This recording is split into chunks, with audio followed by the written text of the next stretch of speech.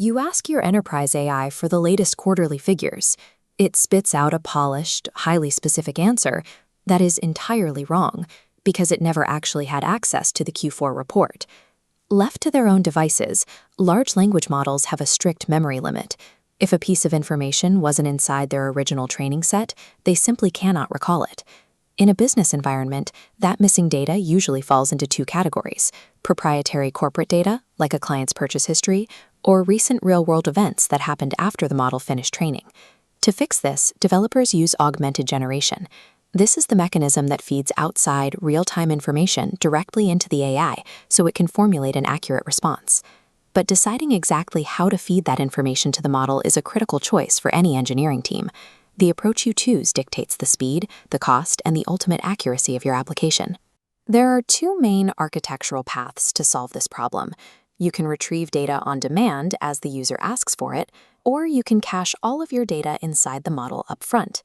Choosing the wrong architecture forces you into a corner. You either slow down your users with high response times, or you hit severe memory bottlenecks that waste engineering resources. Let's look at the first path, Retrieval-Augmented Generation, or RAG. Think of this like an AI working as a researcher, searching a library for specific paragraphs before writing an answer. Raw documents break into chunks, converting to numerical embeddings stored in a vector database. A user prompt scans the database, pulling specific chunks matching the query. This context and the question feed the AI model to generate a response. By only retrieving what is strictly necessary, RAG shields the AI from irrelevant noise. This selective filtering allows you to build a reliable knowledge base containing millions of documents.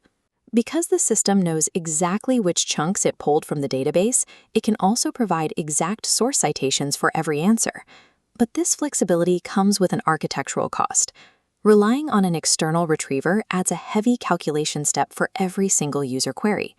Embedding the user's question, searching the index, retrieving the text, and processing it all takes time. These extra processing hops add up to noticeable latency delays. With RAG, you trade raw processing speed for the ability to handle massive datasets and deliver precise, verifiable output. The alternative is Cache-Augmented Generation, or CAG. Instead of searching a library on demand, this is like memorizing the entire textbook before you walk into an exam. In CAG, the system compresses your entire knowledge base into one massive prompt. The AI processes it in a single pass, capturing a key value cache permanently locked inside the model. Without external databases, a user query hits the model and instantly generates an output. The result is fast processing. Without the overhead of an external lookup, end-user latency drops dramatically. It also simplifies engineering. You deploy the model with the cache, completely sidestepping the maintenance of vector databases and embedding models. CAG achieves high speed and architectural simplicity, but it relies entirely on the internal memory capacity of the model you are using. That reliance introduces CAG's biggest limitation.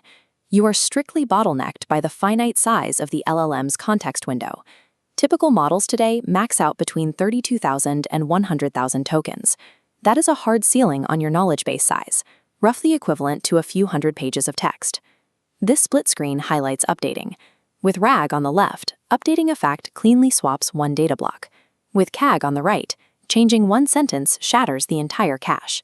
Frequent daily changes force constant bottlenecked rebuilding, neutralizing CAG's initial speed. CAG shifts the burden of relevance entirely to the model. When you force an AI to parse every document simultaneously, it has to ignore thousands of tokens of irrelevant noise to find one specific answer.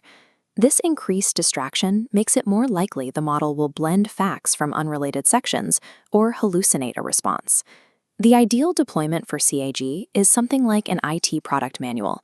The document is a fixed size, it rarely updates, and users need answers to help desk questions instantly. Conversely, RAG is built for massive, volatile environments. If you are designing an assistant for a law firm searching through millions of case files that update daily, the demand for precise citations and broad data access makes RAG the standard. Developers must align their architecture with the specific volume and volatility of their dataset, rather than just chasing the lowest latency. In complex environments, you can combine these methods.